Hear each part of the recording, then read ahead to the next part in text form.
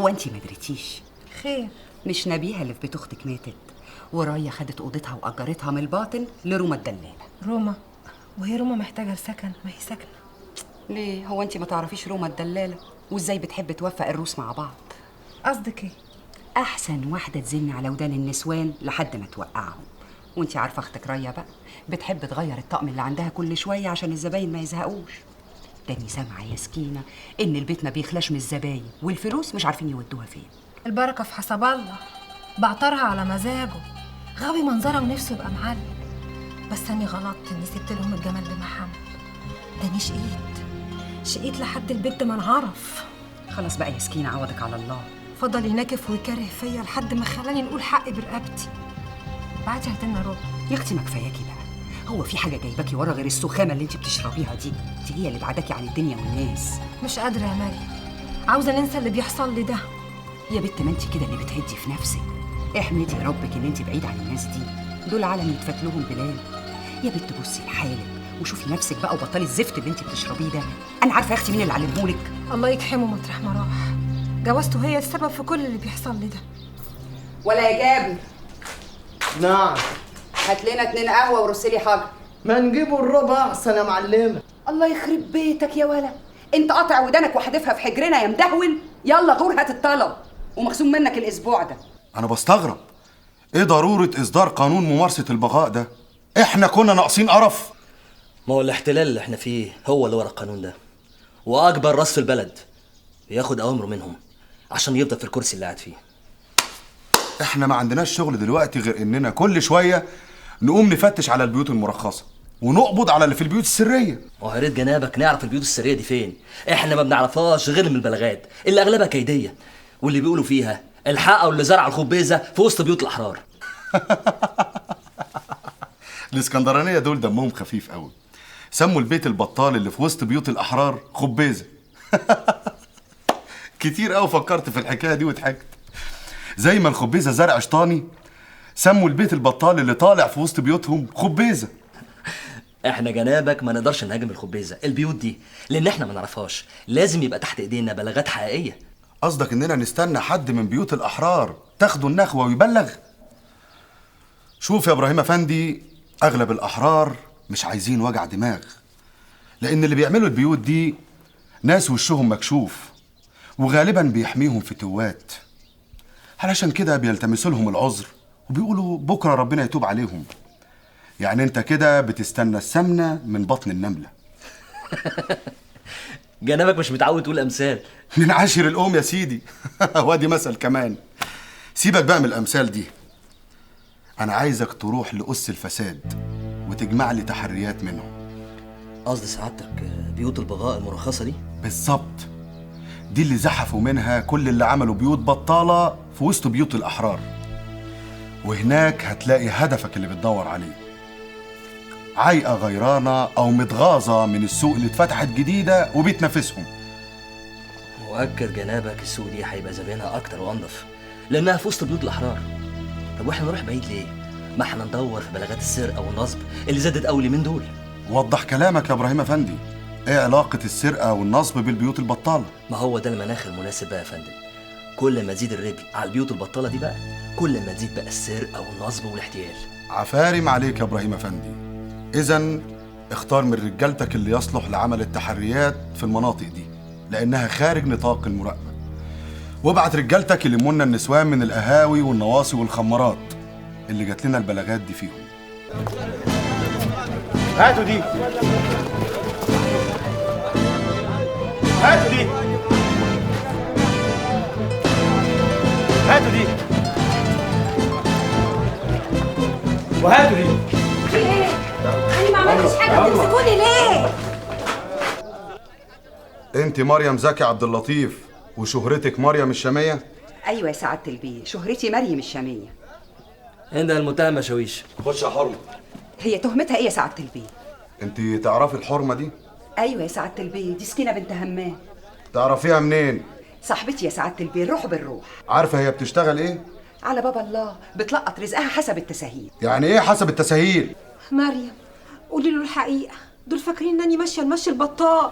فشر اللي يقول عليكي كده، ده انتي اشرف من الشرف. ازاي الكلام ده؟ ده احنا لسه جايبينها من الخماره اللي في الفحام. يمكن كانت فايته تقابل حد جايب لها شغل. دي ما بتفارقش قهوتي غير لما يجي لها لقمه عيش بشرف. ايه بقى لقمة العيش اللي بشرف دي؟ بتشتغل في البيوت يا سعاده البيت، بيوت الفاموليات، بيوت عزاب، لا بتشتغل بشرفها. انت متأكدة من الكلام ده؟ زي ماني متاكده ان اسمي مريم. تضمنيها؟ رقبتي يا سعاده البيت. خدي بالك، لو اكتشفنا سوء سلوكها هنجرجرك انت كمان معاها. اني عارفه بنقول ايه يا سعاده البيت. وانت ايه اللي كان مقعدك في الخمارة لوحدك؟ انا اصلي يا بيه لما بيجيني قرشين يعني بنحب نفك عن نفسي ونروح ناخد لي كاسات. طب بلاش حكاية الكاسين دول في الخمارات، ابقي اشربيهم في البيت. مش عاوز اشوفك بتتصرمحي في الشوارع تاني يا سكينة. لو شفت وشك هنا تاني مش هرحمك، فاهمة؟ فاهمه يا بيه. وهي لو جت عندي في القهوه غلط يا بيه. من غير خمرة. قهوتي ما فيهاش خمره يا بيه. امال ايه؟ مخدرات؟ حد الله بيني وبين الممنوعات يا بيه. اني قهوتي انضف قهوه في بحر. اما نشوف يا مريم، المرة دي طلع البلاغ كيدي. المرة الجاية هحبسك وياها. الله يجازي اللي كانوا السبب في البهدله اللي انا فيها. هنرجعوا تاني بقى نعيطوا وندبوا؟ ما قلت لك خلاص اللي فات مات. مش قادره ننسى يا مريم اني مديت ايدي واتعضت. مش قادره ننسى ندالتهم. ده الكلب اللي اسمه حسب الله ده جاني هو وبنته وما كانش حيلته غير الجلابيه اللي لابسها. فتحت له بيتي وبقى اكل شارب نايم عندي هو وبنته. وجت بعد كده مراته وحصلته. بقيت شايلهم على دماغي من فوق، نجري ونشقى عليهم وكله كان على يدك يا مريم. قوم ياكلوني لحم ويرموني عظم. خلاص بقى يا بت، قلت لك الكلام ده ما منوش لازمه. الله، هما طبعهم كده ومش هيغيروه يا بت. يا بت هما خلقتهم كده. بس أني مش هنسكت. أني لازم نروح لرايا وناخد حقي. هتقول لك مالكيش عندنا حاجه. صنف اختك رايا ده لما بيقدر ما بيعفيش. فاكره يا بنتي يا سكينه لما قلتي لي رايا اختي دي زي الجمل بيشيل؟ اني بقى قلت لك ايه وانتي ما خدتيش بالك؟ قلت لك خدي بالك عشان الجمل اول ما بيقلب مين؟ بيقلب صاحبه. هنموت يا مريم. أنا حاسة إن في نار قايدة في صدري، هتفرس. نفسي أشفي غليلي. معلش بقى يا بنت، الله بكره تنسي كل حاجه. لا، وليه نستنى لبكره عشان ننسى؟ أنا اللي ما يجعلنيش كحل في عينيه ما نجعلوش مركوب في رجلي. بنتي يا سكينه استني يا بنت.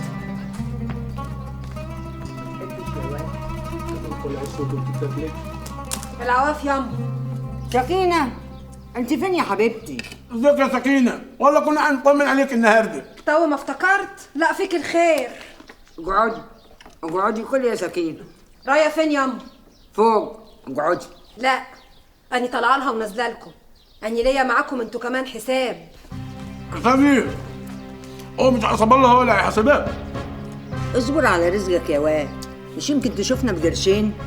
هتشوفنا بقرشين ازاي يا امه وهي بعيدة عننا؟ لا هنقول منها لا ابيض ولا اسود. طب ادفع، ده هيسد نفسك. ما تقلقيش يا امه، اول ما نشوف بيع للقسط هنغنغك.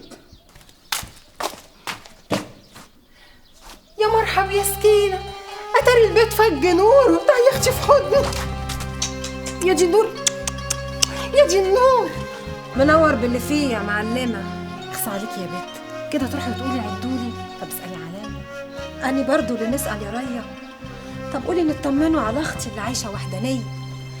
ولا انتوا لما لقيتوني حتة لحمة كل واحد هبر له هبرة وبعد كده رميتوني في الشارع لكلاب السكك؟ فشر يا أختي، ده احنا نحطك في عينينا ونتكحل عليكي. بقيتي بياعة كلام يا ريا. نسيتوا اللي عملتوه فيا يا دون؟ يا اختي ما هو انتي اللي حمائية وروحك في مناخيرك، قلنا نريحوكي. ما هو ده اللي كان بيجري عليه الندل جوزك. الله يسامحك. اللي هو فين؟ المعلم الكبير اللي عايش على قفا النسوان. الله يسامحك. ليه؟ هو مش عايش على قفا النسوان؟ الله يسامحك. هو انت يا اختي من ساعة ما مشيتي حد دسلك على طرف؟ ما تسيب الراجل في حاله بقى. قولي بعد ما خرجني من مولد بلا حمص. يا غلبي، ما انت اللي اخترتي يا سكينة. طب تعالي بس نقعدوا شوية جوه. تعالي. هو مين جوه؟ دول زبونين قاعدين مع نايمة وعديل. عديل اخت نبيها؟ طب وجوزها؟ اسكتي، مش مات هو اخر. كان راح يطبل في فرح وتعشى كسكسي بعيد عنك، مصاريف بقت تتفتك، اتنقل على الاسبيتاليا مع المعازيم خرجوا قليل البخت، هو اللي طب ساكت. تعالي تعالي تعالي اقعدي نفرفشوا جوه، تعالي تعالي انتي حبيبتي يا سكينة، تعالي يا صباح الفل عليك.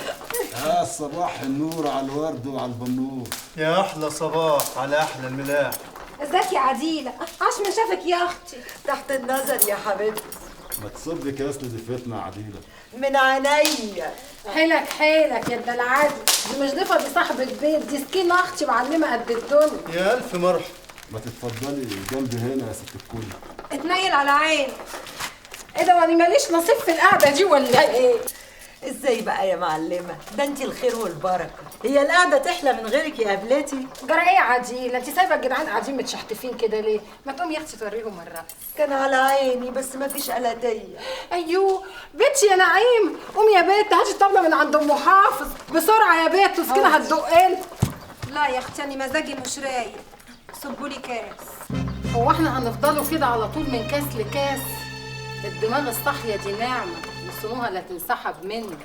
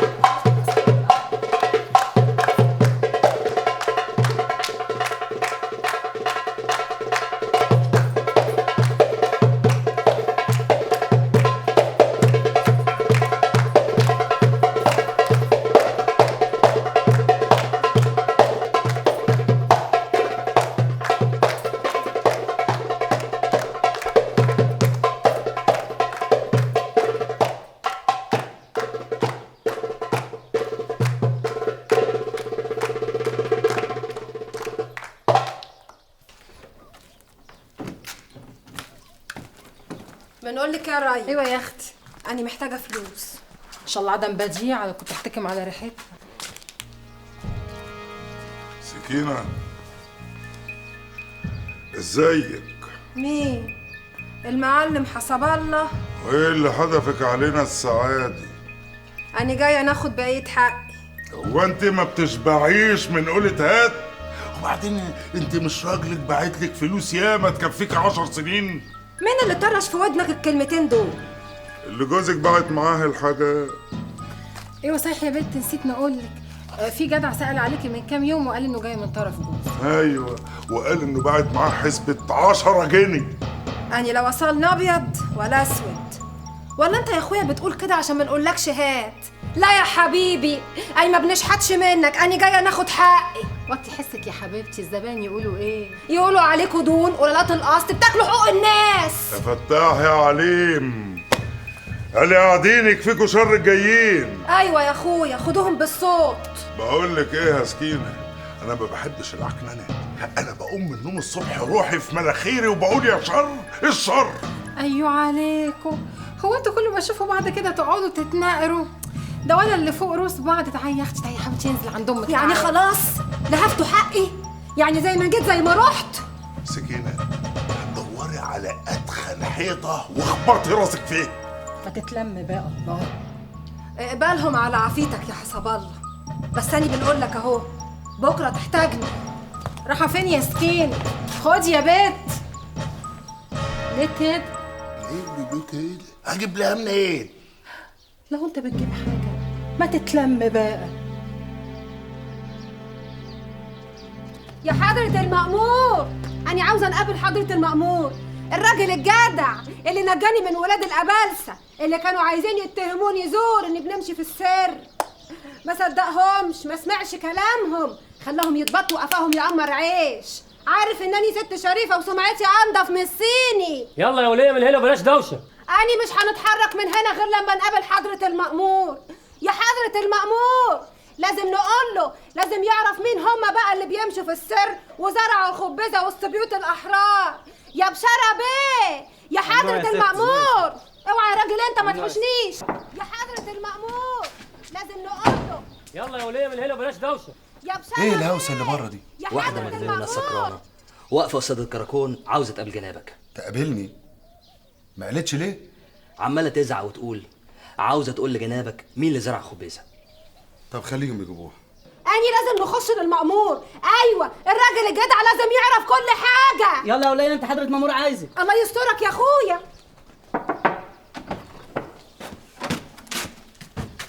تمام يا فندم. طب روح انت. انت جيتينا قبل كده. دي الحور مسكينة بنت همام، خدناها قبل كده مخمرة. ايه الدوشه اللي انت عاملاها بره دي؟ أنا كنت عاوزة نخش لحضرتك والعسكر منعوني. انت عاوزه ايه؟ جميل حضرتك على راسي من فوق من ساعة ما طلعتني براءة وكدت العواز. قلت نيجوا لجنابك ونقولوا لك على اللي بيمشوا في السر واللي زرعوا الخبازة لحد ما اشتكت منهم بيوت الأحرار. انت شاربه حاجه؟ أني؟ أبدا يا سعادة البيه، وحياة سيدي عماد أني ما شربتش غير كاس واحد بس. وايه بقى اللي عاوزه تقوليه؟ أني عاوزة نقول على كل حاجة، عاوزة نفتشوا السر، عاوزة نقول لجنابك عن الناس البطالين اللي زرعوا الخبازة وسط بيوت الأحرار. ما تتكلمي دغري يا حرمة، في ناس محددين. أيوة يا بيه، وأنا سايباهم دلوقتي وهم شغالين، واللي بيحميهم واحد فتوة ما نعرفش جابوه منين وبيقاسمهم الغلة كل يوم. ومين الناس دول؟ وفين؟ علي علي كبسه معانا البوسه معانا. امسك ولد. بوليس كبسه حكومه. خد بدالك يا عصفور، خد بدالك يا عصفور.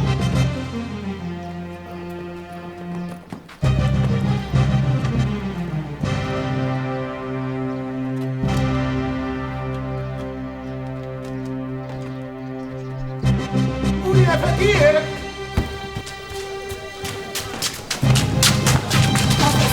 فوق السطوح بسرعة يا بنتي وهي فوق السطوح. يا بتحفك يا عديلة. راح فيني عشان هي في الشقة هنا. يا بتحفك يا عديلة.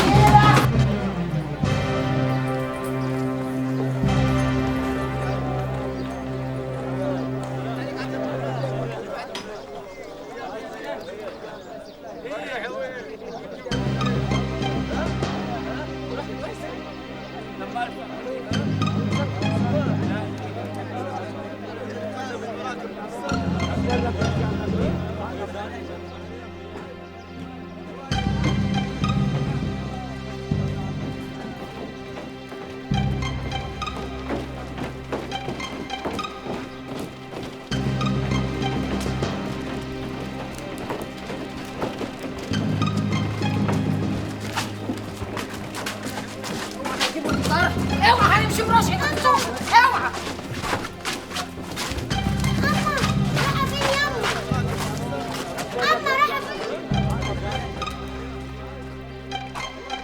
البيت ده متأجر باسم مين يا ريا؟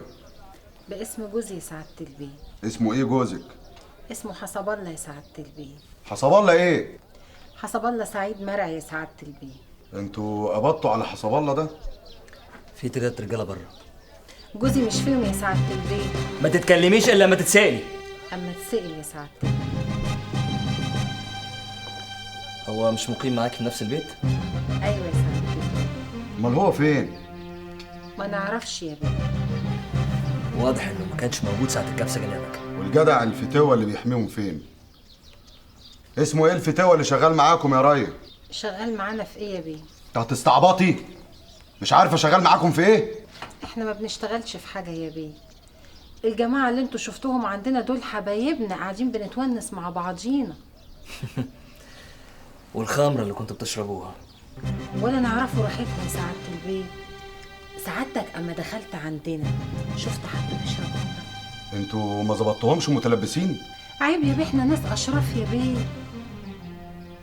واضح ان في حد بلغهم فطلعوا استخبوا فوق السطح. كانوا بيعملوا ايه بقى فوق السطح يا ريا؟ كانوا بيتشمسوا يا بيه. بيتشمسوا كده؟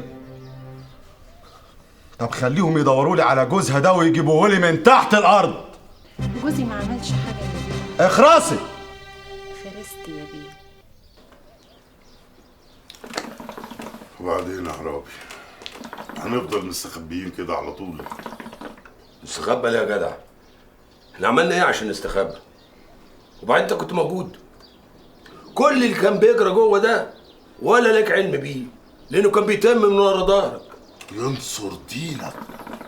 اهو انت دلوقتي فطمتني على حاجه ما كانتش في بالي خالص. ايوه صحيح، كل اللي كان بيجرى ده بيجرى من ورا ظهرك.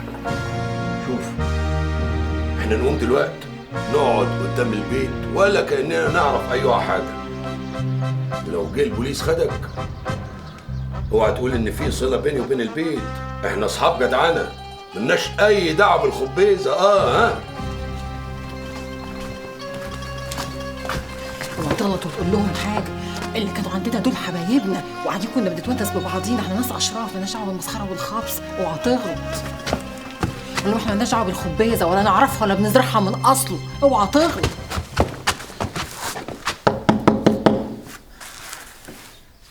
انت بتشتغل ايه؟ شيال. فين؟ حسب التسهيل يا بيه، سواعي في المينا وسواعي على العربيه مع واحد عرباجي. مين اخر عرباجي اشتغلت معاه؟ المعلم عرابي حسان في توة الحي. انت ما بتديرش بيتك في اعمال منافيه للاداب؟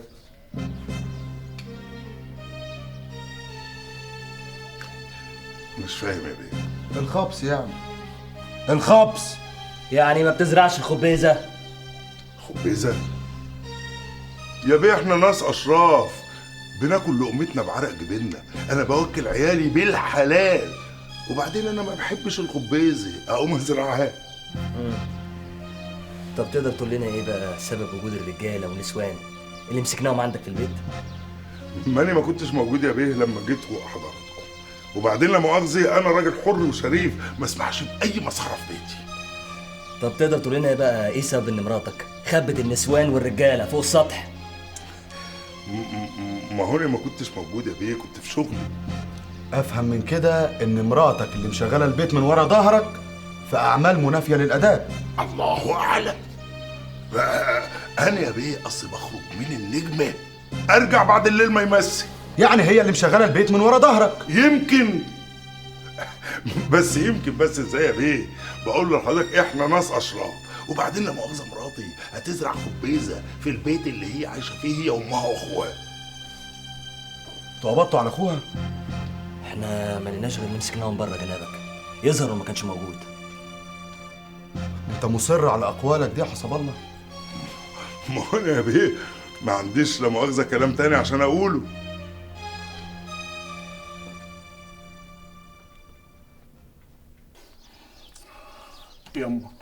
يما ده احنا لسه ما لحقناش نعمل جرش.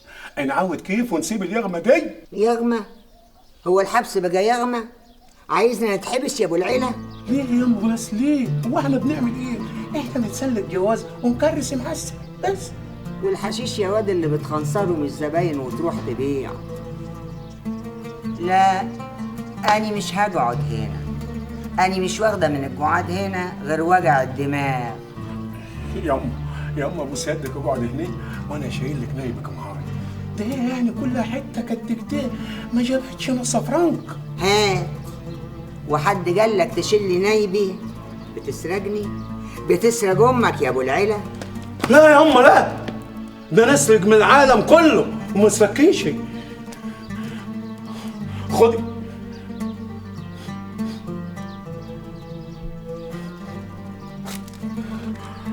ادي قرش ابيض اهو، وبكره هجيب لك قرش ابيض اخوه.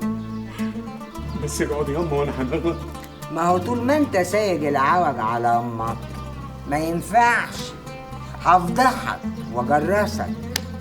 اوعى تكون فاكر يا واد يا خايب ان قعدتي هنا ما بشوفش. لا ده انا اشوف النمله وهي بتدب على الارض. يعني خلاص يا أما صافي يا لبن تقعد هنا؟ لا انا هعود تاني كفر الزيات وانت في يدي. بقى تسرقني تسرق امك. يما كفر الزيات ايه الفجر دي اللي عايزاني اعود لها تاني؟ انا مش راجع كفر الازيات دي. يما البوليس يمسكني يما. خلاص نغور من هنا ونروح طنطا، البوليس ما يعرفكش فيها. بقى تسرقني يا ولد، تسرق امك يا خايب. طب نشوف حسب الله ورايا، نشور عليهم الاول قبل ما نعاود. اني ماليش دعوه بريا ولا سخام البرك جوزها ده. اني هعاود يعني هعاود. الحسب الله قال ده اللي متغطي بيه عريان. بقى تسرقني يا ولد، تسرق امك يا خايب. هنمشي ونروحوا فين دلوقتي؟ ده احنا ما صدقنا نلاقي بيت يلمنا كلنا. يا وليه بقول لك المأمور حطنا في دماغه، قال لي بقول لك ايه، انا مش عايز دوشه، لازم تعزلوا من المنطقه دي وانا مش فاضلكم. ما احنا خرجنا من عنده احرار، هو يعني قدر علينا؟ يا حبيبتي ما هو الشكاوي اللي اتقدمت فينا هي السبب. أن يموت ونعرف مين اللي قدم فينا الشكاوي ده. مانيش عرفني، عشان كده المأمور قال يا تطلعوا رخصه ليكوا وللناس اللي بتشتغل معاكوا يا تمشي. يلا روحي اكرشي كل النسوان اللي تحت دي. كرشنا النسوان، هنشتغلوا ايه؟ مش مهم، نبقى نفكروا بعدين، بس المهم نكرش النسوان وخلاص. طب ما نصبر على كرش النسوان شويه لغايه ما نفكروا وندبروا امورنا. يا وليه انت ما بتفهميش، المأمور ده اصله صاحبي، كلمني كده من تحت لتحت، قال لي يا حسب الله يا اخويا مش عايز اشوف خلقكوا في المنطقه اللي انا فيها. الله ينعل ابو البعيد صاحبك ده يا اخي. هنروحوا فين دلوقتي بس؟ وانت كنت لازم تجيبي بتمن هدومك في برجاز، ما كنت جبت لنا ربع يا بنت ندلع بيه نفسينا. وانت هتفضل قاعد كده يا عبد العال؟ مش هترجع الشغل يا اخويا؟ داني القرشين اللي كانوا معايا خلصوا. مين اللي بيخبط بالشكل ده؟ ايه اتخانقتي مع حد النهارده؟ ابدا، داني حتى ما رحتش غير عند اختي راي. ما رحتيش حته تانية؟ ماني قلت لك اني رحت الكراكون. كراكون ليه بس؟ اكيد جايين عشان كده. ما انا قلت لك مش عايزين وجع القلب يا سكينه. يعني عاجبك اللي عملوه فيا؟ طب استني ما نفتح نشوفوا مين. عواف، شفتي اللي حصل لنا يا سكينه؟ اللي حصل يا اختي بعد عنك، مش البوليس يا اختي كبس علينا وخدونا كلنا على الكراكون. ازاي الكلام ده؟ ما هو ولاد الحرام ما خلوش لولاد الحلال حاجه. يا حسب الله، بس المثل بيقول امشي عدل احتار عدوك فيه. يعني ايه يا عبا؟ يعني يا حسب الله ابعد عن الشر وغنيه. واحنا كنا غلطنا في ايه؟ ما انت جيت عندنا البيت مره واثنين وثلاثه، كنت شفت ايه اللي بيحصل يعني غلط؟ هو احنا لا مؤاخذه بتوع خبص؟ حسب الله ما منوش راجع يا اخويا الكلام ده. شوفي بقى يا ريا، انتوا اكيد حد عمل فيكم ملعوب. حد وزع عليكم يا اختي. إلهي يشله ويقطع خلفه ويطول عمره البعيد. معلش يا اختي، احنا هنتقلوا عليك اليومين دول لغايه لما نلاقوا لنا مطرح. بيتك ومطرحك، ده احنا اخوات والدم ما يبقاش ميه. يلا بنا ننقلوا حاجه نناموا عليها يا حسب الله. احنا يا اختي هنقسموا الاوضه 2، النص اللي جوه ده ليكوا واحنا هنرستقوا نفسنا في اللي بره.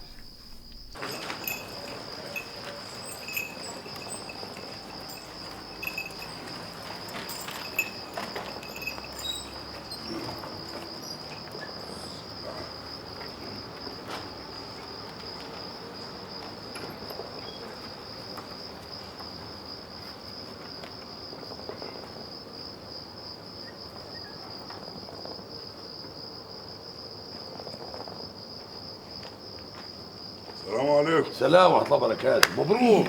قالوا لي انكم براءة.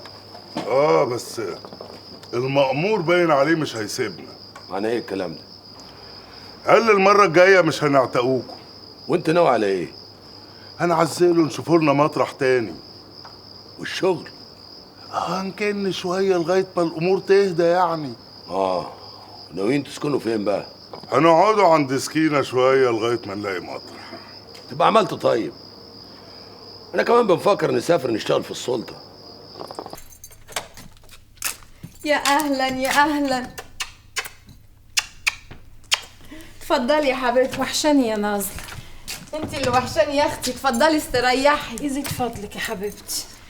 ده انا حفيت وراكي عشان تيجي تاخدي ال3 جلاليب بتوعك. استني بقى نروح نجيبهم لك. لا استبري بس، اقعدي سيبك من الجلاليب، انا اصلا عايزاكي في موضوع خصوصي. يا اختي مش لما نقدم واجب الضيافه الاول تشربي ايه؟ انا مش عايزه حاجه، اقعدي بس الاول.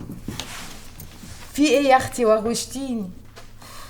صريح العبارة، أنا ما نحتكمش على مليم أحمر، وأني عندك أختي، فيعني لو تشوفي لي صرفة في قرشين كده وأول لما تفرج نردهم لك يبقى كتر خيرك. والنبي يا اختي انا وشي منك في الارض، بس نعمل ايه بقى؟ الحال واقف زي ما انتي شايفه، ده انا زبايني كلهم بقوا يلبسوا القديم وبطلوا الجديد. يا قلبك يا ريا. طب شوفي لي صرفة في ال3 جلاليب دول، ان شاء الله تبيعيهم حتى، خدي اجرتك منهم ورجعي لي الباقي ويبقى كتر خيرك. لو انت ناويه تفتحي بيوت للسكر والحشيش تاني؟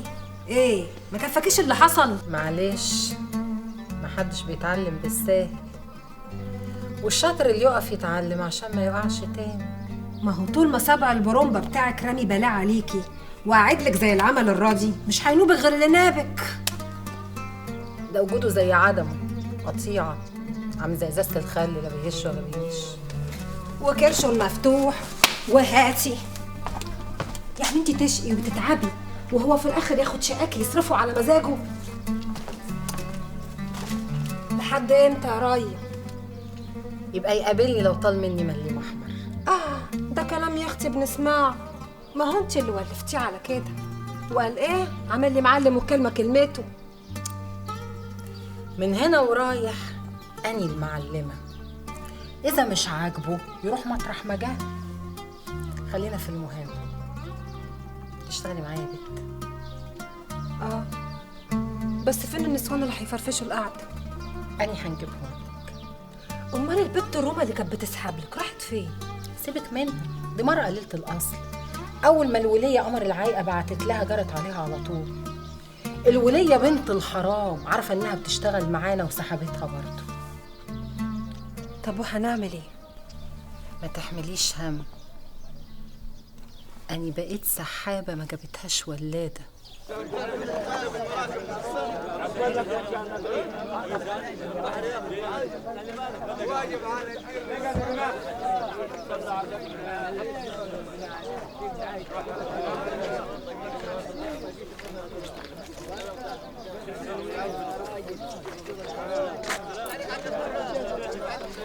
اللي على راسك احلى. ريا بالذمه انت مش قليله اصل. طيب هفوت عليكي تاني. ايوه على عبطك، تعالي هنا، انت خايفه من ساعتها. اسكتي يا ريا، ده انا قعدت يومين مش عارفه اتلم على نفسي.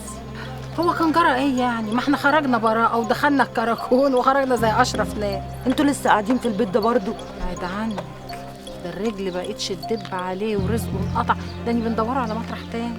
بنت حلال يا ريا، في عندنا بيت في مينا البصر، بيت دورين، كل قط في شقه، الشقه مطرحين واسعين وفسحه.